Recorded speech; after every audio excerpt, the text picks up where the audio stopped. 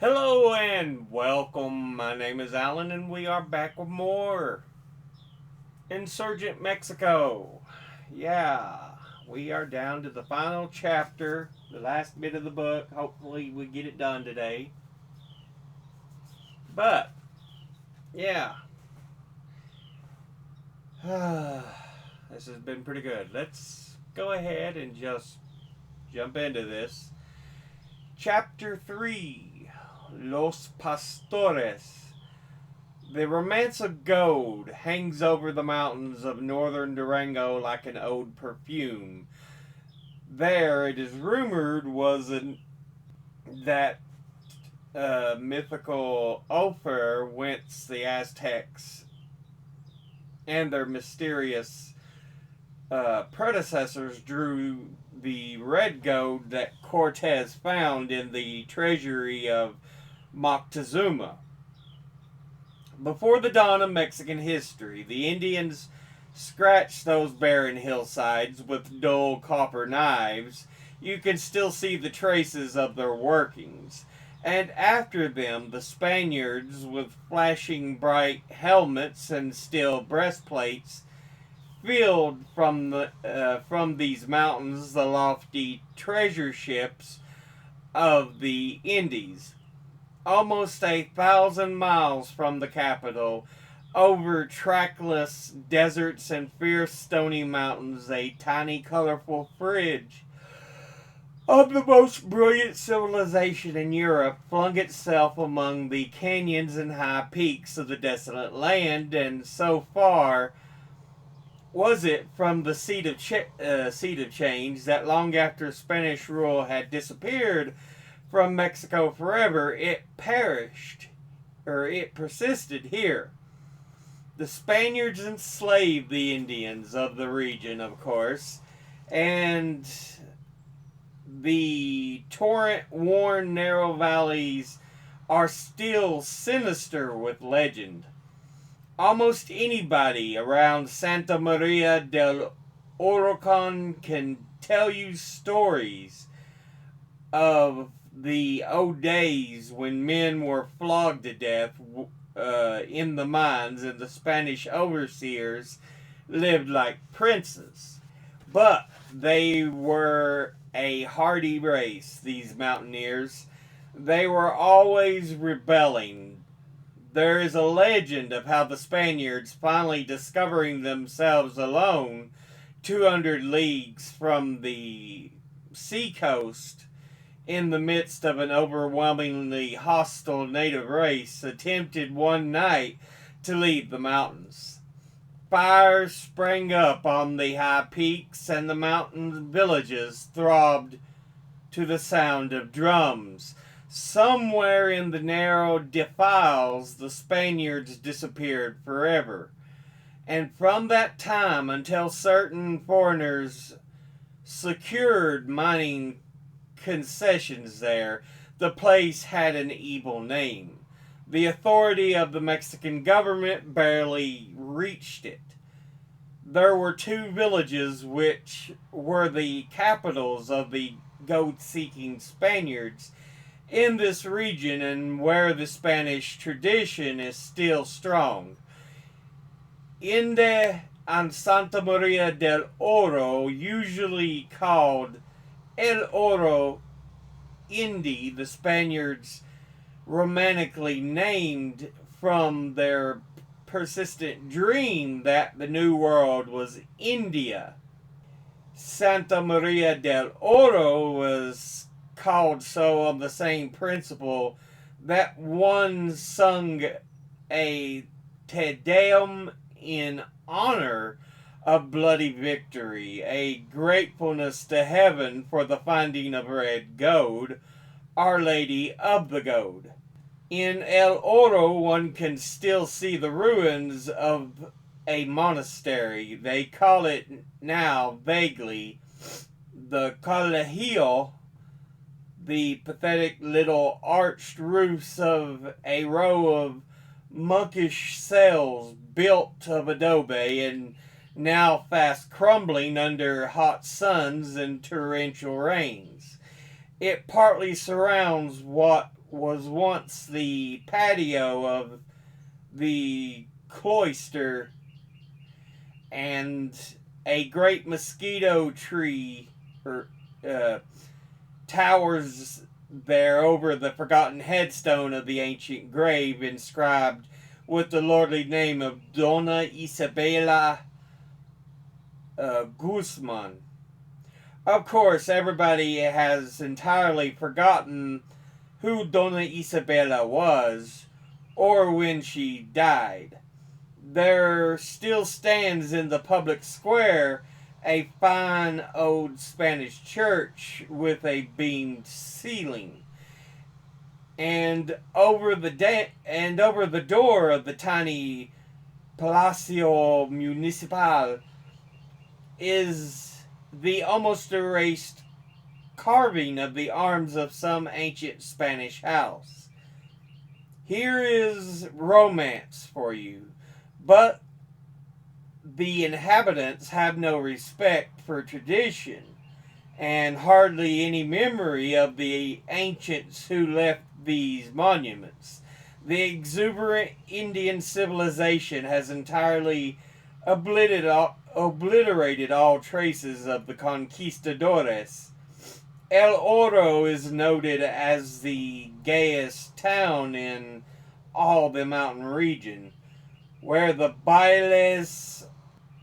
are bailes almost every night, and far and near, it is a matter of common knowledge that El Oro is the home of the prettiest girls in Durango. In El Oro, too, they celebrate feast days with more ebullience than in other localities. All the charcoal burners and goat herds and pack train drivers and ranchers for miles around come there on holidays, so that with one feast day generally means two or three without work, since there must be one day for celebrating and at least another for coming and returning home. And what pastorellas they have in El Oro, once a year on the feast of Santos Reyes, they perform Los Pastores all over this part of the country. It is an ancient miracle play of the kind that used to take place all over Europe in the Renaissance, the kind that gave birth to the Elizabethan drama and is now extinct everywhere in the world. It is handed down by word of mouth from mother to daughter from the remotest antiquity. It is called Luzbel, the Spanish for Lucifer, and depicts perverse man in the midst of his deadly sin. Lucifer, the great antagonist of souls and the everlasting mercy of God, made flesh in the child Jesus. In most places, there is only one performance of Los Pastores, but in El Oro, there are three or four on the night of the Santos Reyes and others at different times of the year. As the spirit moves, the cura, a village village priest, still trains the actors. The play takes place no longer in the church. However, it is added to from generation to generation, sometimes being twisted to satirize persons in the village. It has become too profane, too realistic for the church, but still it points the great moral of medieval religion. Fidencio and I dined nearly early on the night of the Santos Reyes. Afterward, he took me along the street to a narrow alleyway between adobe walls, which led through a broken place into a tiny corral behind a house hung with red peppers. Under the legs of two meditative burros scurried dogs and chickens, a pig or so, and a swarm of little naked brown children. A wrinkled old Indian hag, smoking a cigarette, made of an entire corn husk, squatted upon a wooden box. Upon our appearance, she arose, muttering toothless words of greeting, lifted the lid of the box, and produced an olla full of new-made aguardiente. The distillery was in the kitchen. We paid for a silver peso and circulated the jug among the three of us, and with many polite wishes for health and prosperity. Over our heads, the sunset skies yellowed and turned green, and a few large mountain stars blazed out. We heard laughter and guitars from the lower end of the town, and the uproarious shouts of the charcoal burners finishing their holiday strong. The old lady consumed much more than her share. "Oh, mother," said Fidencio, "where are they going to give the pastores tonight?" "There are many pastores," she answered with a leer. "Caramba, what a year it is for pastores. There is one in the schoolhouse, and another back at Don Pedro's, and another in the casa of Don Mario, and still another in the house of Perdita, who was married to Thomas Redondo, who was killed last year in the mines. May God have mercy on his soul." "Which will be the best?" demanded Fidencio, kicking a goat which was trying to enter the kitchen. "Quien sabe?" She shrugged vaguely. "Were my old bones not so twisted, I would go to Don Pedro's, but I would be disappointed. There are no pastores nowadays, such as the ones we used to give when I was a girl."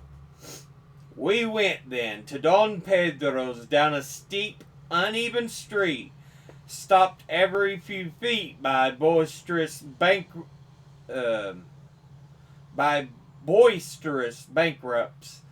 who wanted to know where a man could establish credit for liquor. Don Pedro's was a considerable house, for he was the village rich man. The open square which his buildings enclosed would have been a corral ordinarily, but Don Pedro could afford a patio, and it was full of fragrant shrubs and barrel cacti, a rude fountain pouring from an old iron pipe in the center. The entrance to this was a narrow black archway in which sat the town orchestra playing. A pine torch was stuck by its pitch against the outside wall, and under this a man took up 50-cent pieces for the entrance fee. We watched for some time, but nobody seemed to be paying anything. A clamorous mob stood around him, pleading special privilege that they ought to get in free. One was Don Pedro's cousin, another his gardener. A third had married the daughter of his mother-in-law by his first marriage, one woman insisted that she was the mother of a performer. There were other entrances at which no guardian stood, and through these, when they found themselves able to cudgel the gentleman at the main door, the crowd placidly sifted. We paid our money amid an odd audience, or amid an odd silence, and entered. White burning moonlight flooded the place. The patio sloped upward along the side of the mountain where there was no wall to stop the view of the great plains of shining upland, tilted to meet the shallow jade sky. To the low roof of the house, a canopy of canvas drooped out over a flat place, supported by slanting poles, like the pavilion of a Bedouin king. Its shadow cut the moonlight blacker than night. 6 torches stuck in the ground around the outside of the place set up thin lines of pitchy smoke. There was no other light other than the canopy except the restless gleams of innumerable cigarettes. Along the wall of the house stood black-robed women with black mantillas over their heads, the menfolk squatting at their feet. Wherever there was space between their knees were children. Men and women alike smoked their cigarros, handing them placidly down so that the little ones might take a puff. It was a quiet audience, speaking little and softly, perfectly content to wait, watching the moonlight in the patio and in listening to the music which sounded far away in the arch. A nightingale burst into song somewhere among the shrubs, and all of us fell ecstatically silent, listening to it. Small boys were dispatched to tell the band to stop while the song went on. That was very exciting. During all this time, there was no sign whatever of the performers. I don't know how long we sat there, but nobody made any movement on the fact. The audience was not there primarily to see the pastores. It was there to see and hear whatever took place and everything interested in it. But being a restless practical Westerner, alas, I broke the charmed silence to ask a woman next to me when the play would begin. Who knows, she answered tranquilly. A newcomer, after turning my question and the answer over in his mind, leaned across. Perhaps tomorrow, he said. I noticed that the band was playing no longer. It appears, he continued, that there are other pastores at Dona Perdita's house. They tell me that those who were to have performed here have gone up there to see them. And the musicians have also gone up there. For the past half hour, I have been considering seriously going up there myself. We left him still considering seriously the rest of the audience and settled down for an evening of pleasant gossip, having apparently forgotten the pastores altogether. Outside, the ticket taker with our peso had long since gathered his companies to him and sought the pleasing hilarity of a cantina.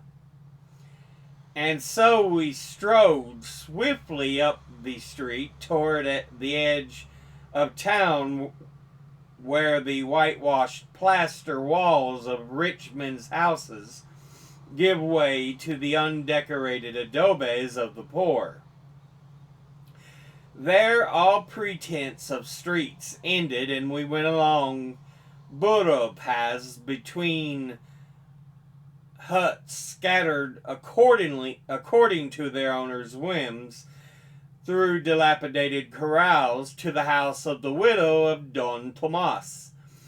It was built of sun-dried mud bricks jutting partway into the mountain itself, and looked as the stable of Bethlehem must have looked.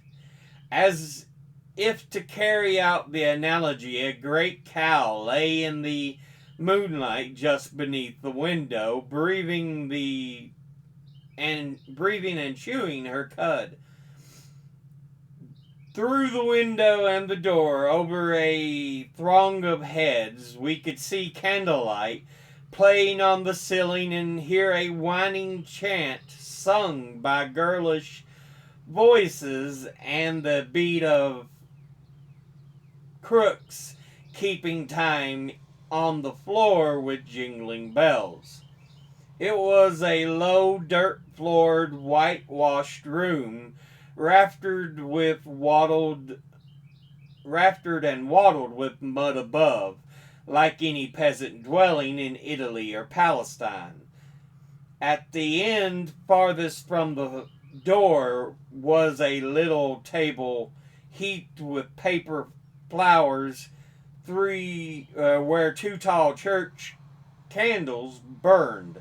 Above it on the wall there was a chromo of the Virgin and Child, and in the middle of the flowers was set a tiny wooden model of a cradle, in which lay a leaden doll to represent the infant Jesus.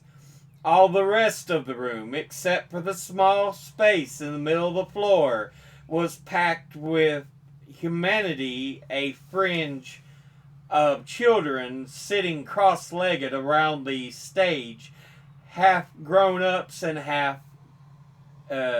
and girls kneeling, and behind them, until they choked the doorway, blanketed peons with their hats of eager and curious.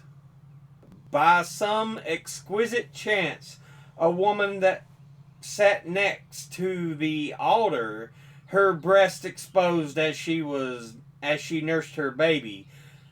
Other women with their babies stood along the wall on both sides of her, except for a narrow curtained entrance into another room where we could hear the giggling of the performers.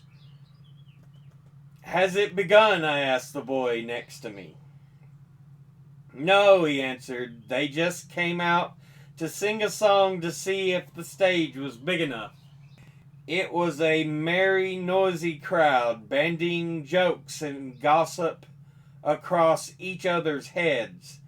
Many of the men were exhilarated with aguardiente, singing snatches of ribald songs with their arms around each other's shoulders, and breaking out every now and then into fierce little quarrels that might have led to anything, for they were all armed. And right in the middle of everything, a voice said, "Shh, they are going to begin now." The curtain was lifted, and Lucifer, hurled from heaven because of his invincible pride, stood before us. It was a young girl. All the performers are girls, in distinction to the pre-Elizabethan miracle plays where all the actors were boys. She wore a costume where every part had been handed down from immeasurably antiquity. It was red, of course, red leather, the conventional medieval color for devils. But the enticing thing about it was that it was the traditional rendering of the uniform of the Roman legionary. And the Roman soldiers who crucified Christ were considered a little less than devils in the Middle Ages. She wore a wide-skirted doublet of red leather, under which were scalloped trousers falling almost to the shoe tops. There doesn't seem to be much connection here until you remember that the Roman legionnaires in Britain and in Spain wore leather trousers. Her helmet was greatly distorted because feathers and flowers had been attached to it, but underneath you could trace the resemblance to the old Roman helmet. A cuirass covered her breast and back. Instead of steel, it was made of small mirrors. There was a sword hung at her side. Drawing the sword, she strutted out, pitching her voice to imitate a man's. Yo soy Lux. Mi nombre se ve. Pues con la Lux que baje todo el abismo incende. A splendid soliloquy of Lucifer hurled from heaven. Light I am, as my name proclaims, and the light of my fall kindled all the great abyss, because I would not humble myself. I, who am the Captain General, be it known to all men, am today the accursed of God. To thee, O mountains, and to thee, O sea, I will make my complaint, and thus, alas, relieve my overburdened breast. Cruel fortune, thy art thou so inflexibly severe. I, who yesterday dwelt serene in yonder starry vault, am today disinherited, abandoned, because of my mad envy and ambition, because of my rash presumption, gone in my palace of yesterday, and today finds me among these mountains, mute witnesses of my grievous and pitiful state. O mountains, happy art thou in all, whether bleak and bare, or gay with leafy verdure. O ye swift brooks flowing there, behold me. Good, good, said the audience. That's the way Huerta is going to feel when the Maderistas enter Mexico City, shouted one irrepressible revolutionist amid laughter. Should me in my affliction and guilt, continued Luzbel. Just then a large dog came through the curtain, cheerfully wagging its tail. Immensely pleased with himself, he nosed among the children, licking a face here and there. One baby slapped him violently, and the dog, hurt and astonished, made a rush between Lucifer's legs in the midst of that sublime peroration. A second time Lucifer fell, and rising amid the wild hilarity of the house, laid about her and with her sword. At least 50 of the audience descended upon the dog and ejected him growling, and the play went on. Laura, married to Arcadia, a shepherd, appeared singing at the door of her cottage, that is to say, through the curtain. How peacefully falls the light of the moon and the stars with extremely beautiful night. Nature appears to be on the point of revealing some wonderful secret. The whole world is at peace, and all hearts, methinks, are overflowing with joy and contentment. But who is this of such pleasing presence and fascinating figure? Lucifer prinked and strutted, avowing with Latin boldness his love for her. She replied that her heart was Arcadio's, but the archdevil dwelt upon her husband's poverty and himself promised her riches, towering palaces, jewels, and slaves. I feel that I am beginning to love thee, said Laura. Against my will, I cannot deceive myself. At this point, there was smothered laughter in the audience. Antonia! Antonia! And everybody grinning and nudging. That's just the way Antonio left Enrique. I always thought the devil was in it, remarked one of the women.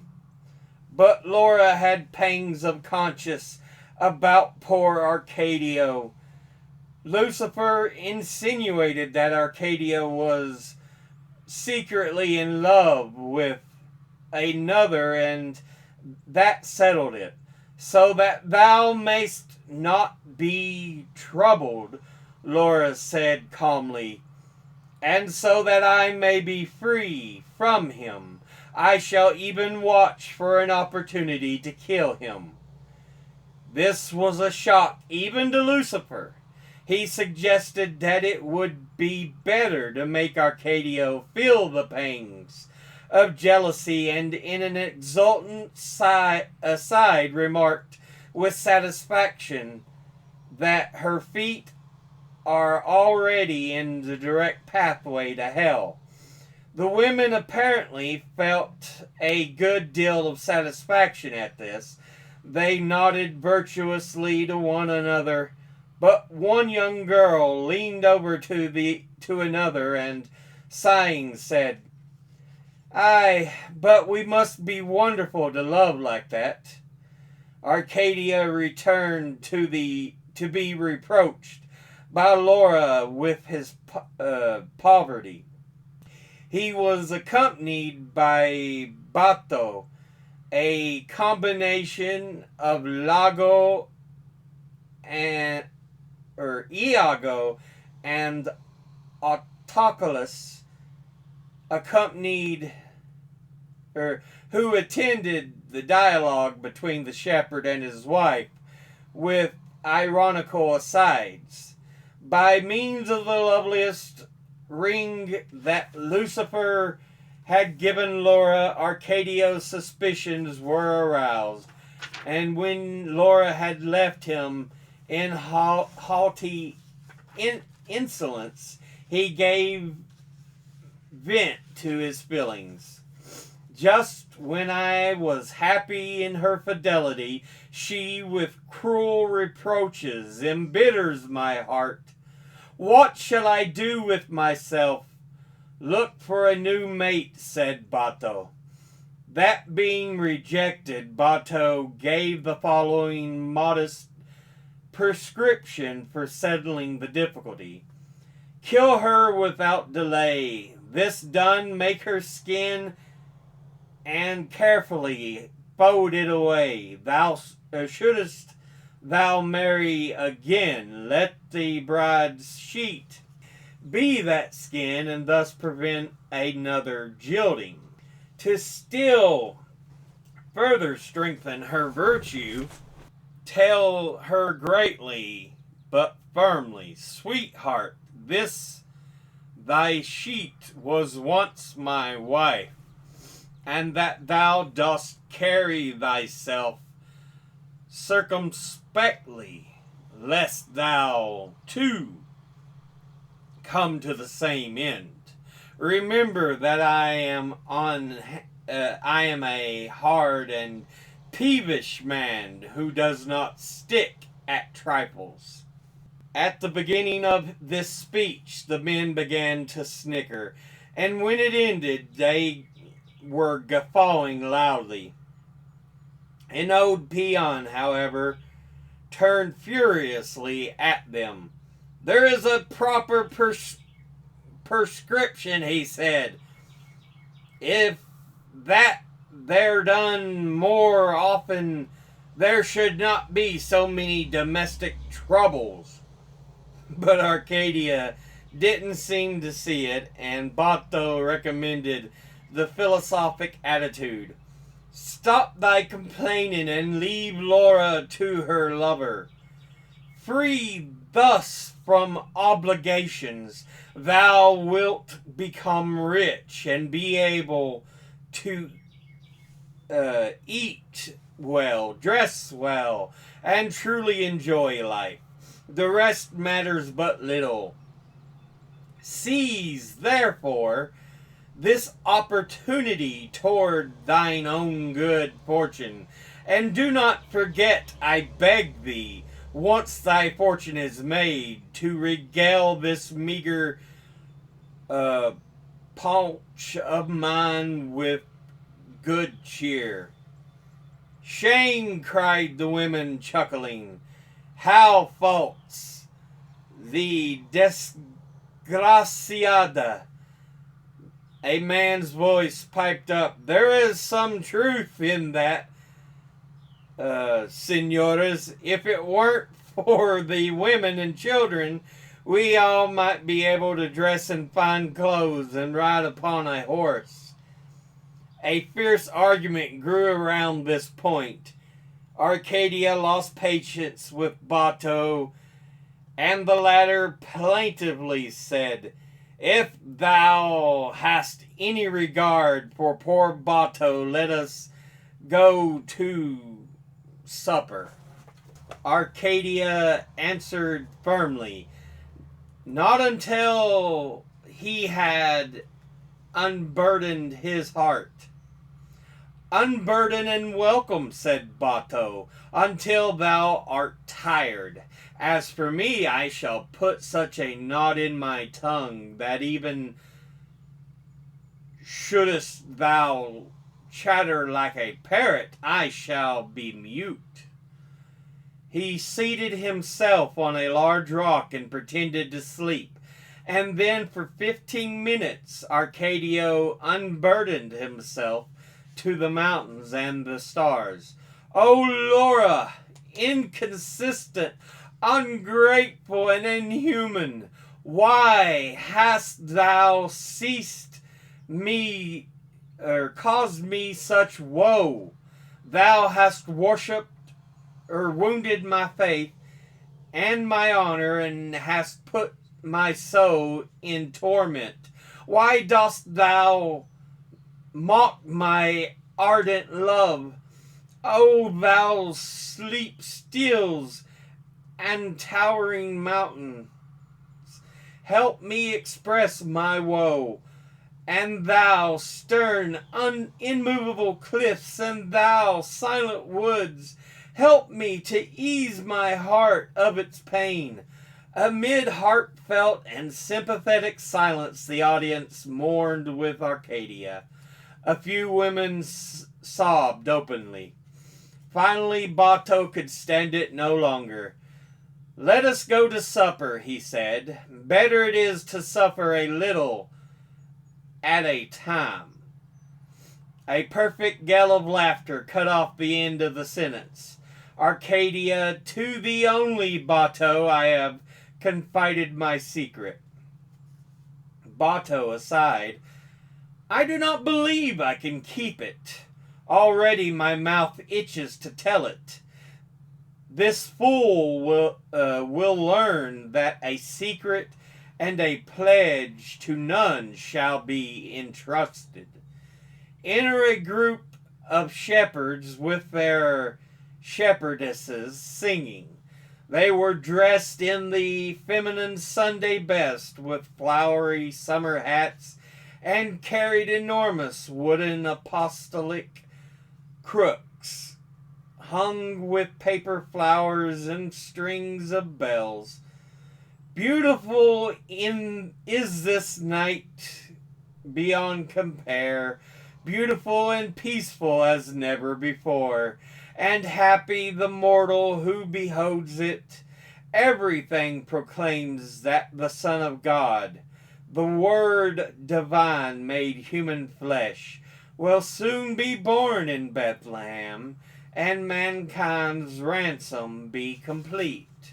This followed a dialogue between 90-year-old miserly Fabio and his sprightly young wife, to which all present contributed upon the subject of the great virtues of women and the great feelings of men. The audience joined violently in the discussion, hurling the words of the play back and forward, men and women drawing themselves in two solid hostile bodies. The women were supported by the words of the play, but the men had the conspicuous example of Laura to draw from. It passed soon into an argument about the virtues and failings of certain married couples in El Oro, the play suspended for some time. Braz, one of the shepherds, stole Fabio's wallet from between his knees as he slept. Then came gossip and backbiting. Bato forced Braz to sleep with him, to share with him the contents of his stolen wallet, which they opened to find none of the food they expected. In their disappointment, both declared their willingness to sell their souls to the devil for a good meal. Lucifer overheard the declaration and attempted to bind them to it. But after a battle of wits between the rustics and the devil, the audience solid to a man against the underhanded tactics of Lucifer, it was decided by a throw of the dice, at which the devil lost. But he had told them where food could be obtained, and they went for it. Lucifer cursed God for interfering in behalf of two worthless shepherds. He marveled that a hand mightier than Lucifer's has been stretched out to save. He wondered at the everlasting mercy toward worthless man, and who has been a persistent sinner down the ages, while he, Lucifer, had left God's wrath so heavily, or felt God's wrath so heavily.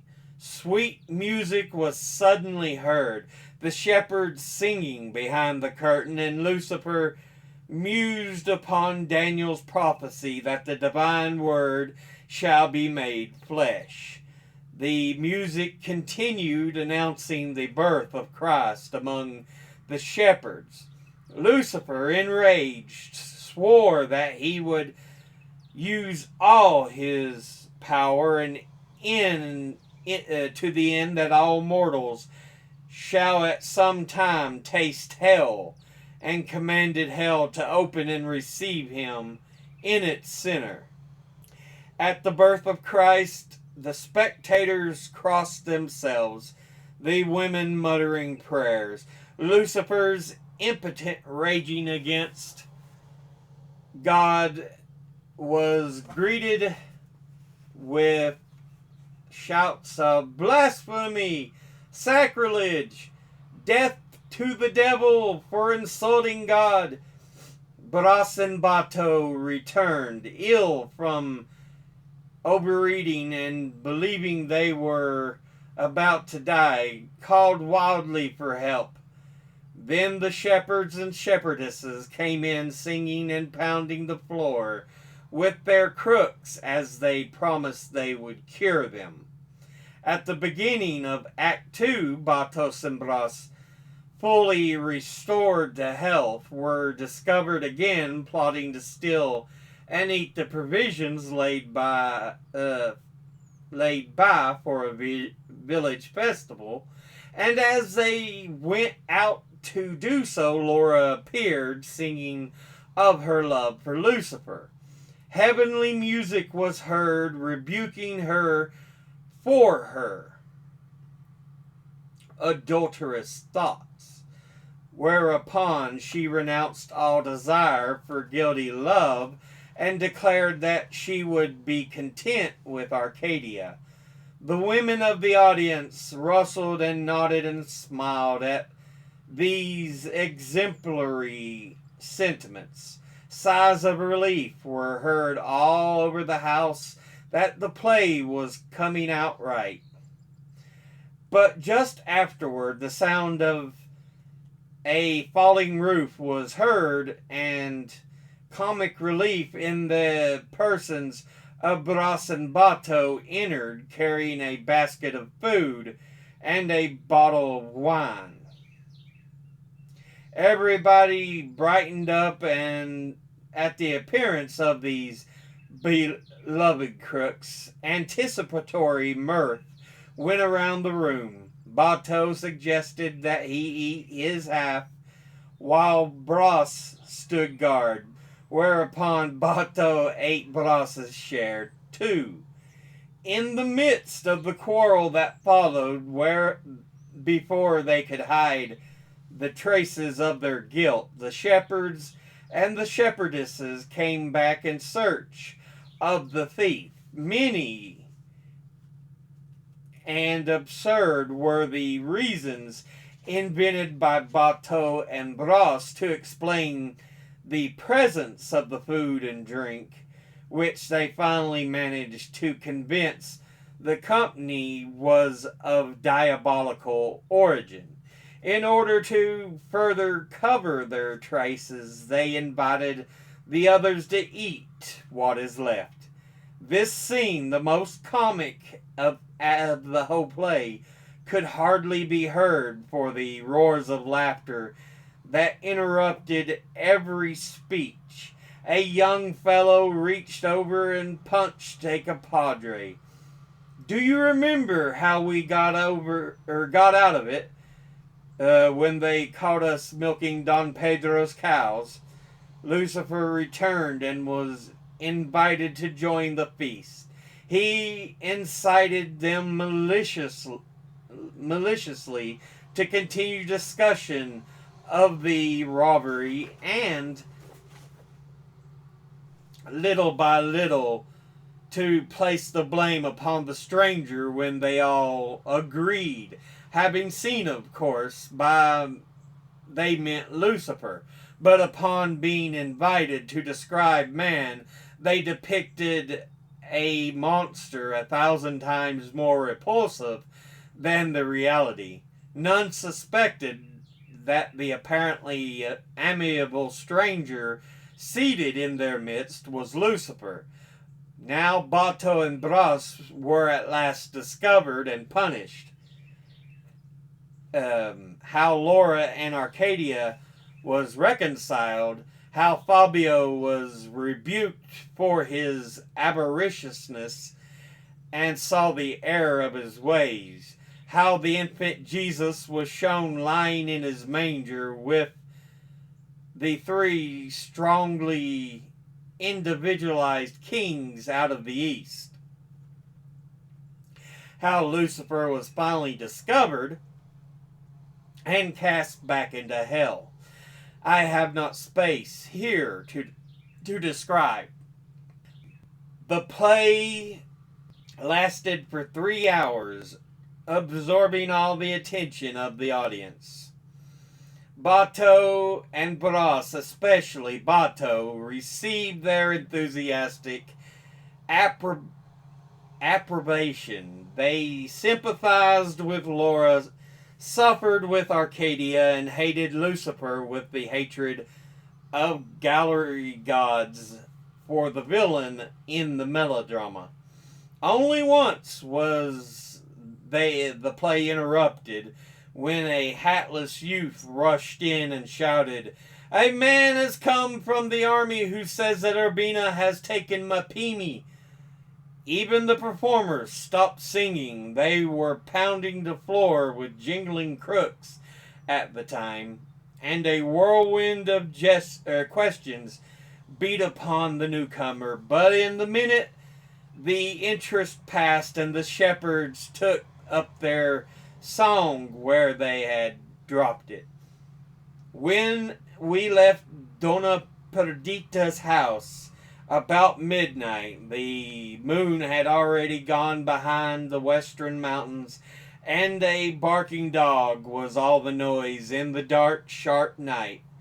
It flashed upon me as Fidencio and I went home with our arms about each other's shoulders, and this was the kind of thing which had preceded the golden age of the theater in Europe, the flowering of the Renaissance. It was amusing to speculate that the Mexican Renaissance would have been if it had not come so late. But already around the narrow shores of the Mexican Middle Ages beat the great seas of modern life. Machinery, scientific thought, and the political theory. Mexico will have to skip for a time her golden age of drama. The end. That was a long episode. Oh my God. But yeah. So that last chapter was more or less describing the play during the revolution, when people were just trying to have a moment's peace. And so Reed is recounting all the events of the play.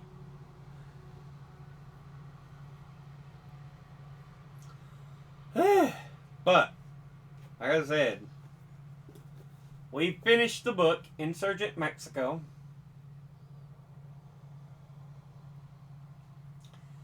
Yeah.